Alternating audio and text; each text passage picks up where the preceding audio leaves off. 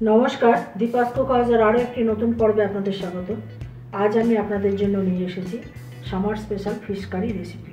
ভিডিওটি শেষ পর্যন্ত দেখবেন, কেমন লাগলো কমেন্টে জানাবেন, ভালো লাগলে একটি লাইক দেবেন, আর চ্যানেলটি যারা এখনও সাবস্ক্রাইব করেননি তারা সাবস্ক্রাইব করে আমার পাশে থাকবেন।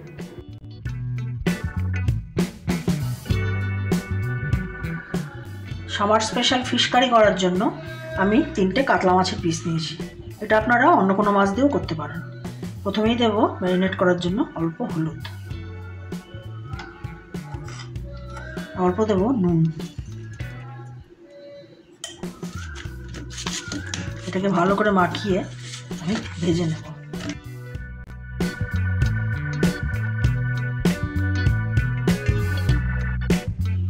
মাছটাকে আবার ভেজে নিচ্ছি।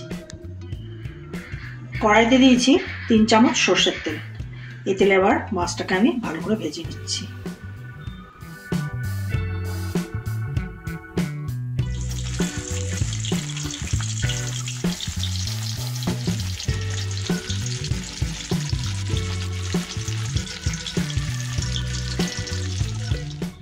মাছটা ভেজে রেখেছি। এবার কিছু সবজি আমি কেটে নিয়েছি। সেটা হচ্ছে পটল, কাঁচকলা আর ঝিঙে ছোট ছোট করে কেটে রেখেছি। প্রথমে যেটা করব, কাঁচকলাটাকে হলুদ আর নুন জলে চুবিয়ে রাখবো, কারণ এটা কষ বেরোয়।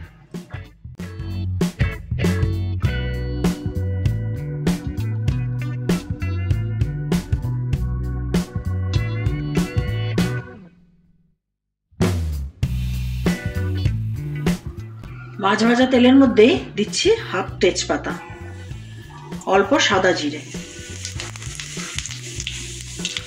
কয়েক টুকরো আলু কেটে রেখেছি সেটাকে দিচ্ছি।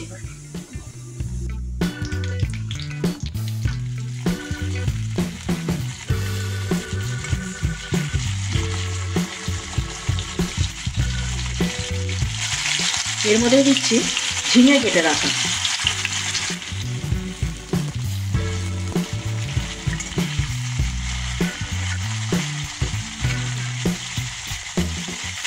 পটল কেটে রেখেছি কটা দিয়ে দিলাম।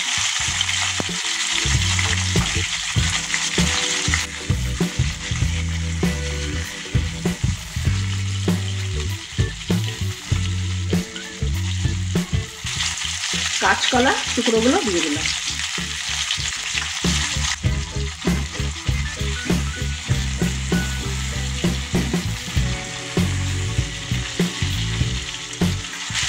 এটাকে একটু ভেজে নেব।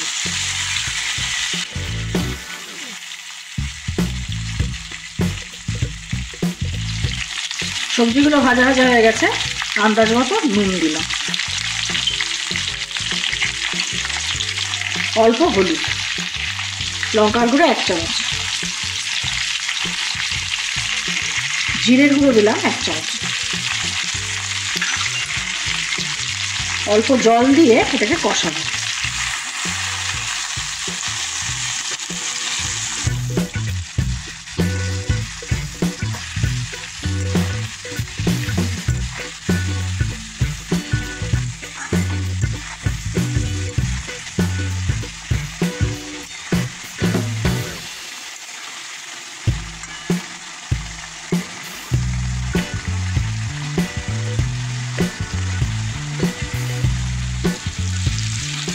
মশলাটা কষানো হয়ে গেছে। এতে চিড়ে রাখা কাঁচা লঙ্কা, ঝালটা যে যার আন্দাজে দেবে। এবার এতে দিয়ে দেবো জল।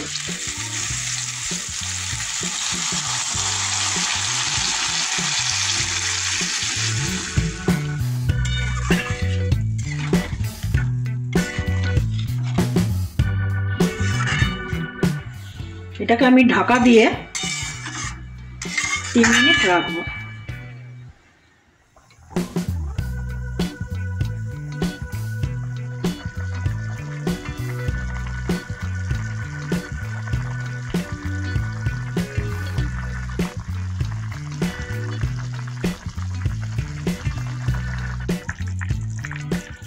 সব সবজি ভালো সেদ্ধ হয়ে গেছে। এবার ভেজে রাখা মাছটা আমি এর মধ্যে দিয়ে দেবো।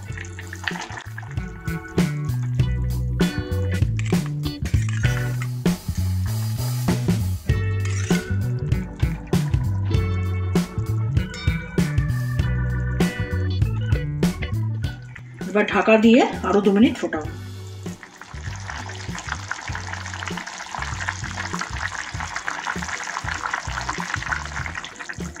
মাছগুলো সেদ্ধ হয়ে গেছে। এবার এতে দেবো 1 চামচ গোলমরিচের গুঁড়ো।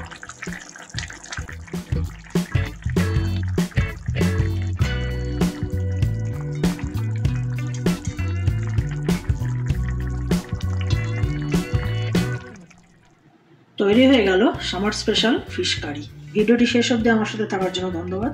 আপনারা ভালো থাকবেন, সুস্থ থাকবেন এবং দেখতে থাকবেন দীপাস কুক হাউস।